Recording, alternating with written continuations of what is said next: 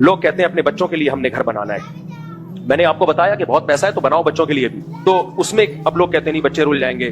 بچہ 2 ہاتھ 2 پاؤں لے کے پیدا ہوا ہے, یہاں اللہ پہ توکل کرنا پڑے گا. اگر آپ کی زیادہ گنجائش نہیں ہے تو بچوں کی فکر مت کرو.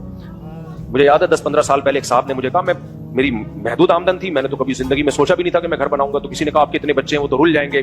میں نے کہا دیکھو میرے باپ نے بڑی محنت کر کے میرے لیے گھر بنایا تھا, ہمارے والد صاحب نے بڑی محنت کی اور ذاتی گھر بنایا کہ بچوں کے کام آئے گا. میں نے کہا انہوں نے اس لیے بنایا تھا کہ میرے بچوں کو ٹینشن نہ ہو.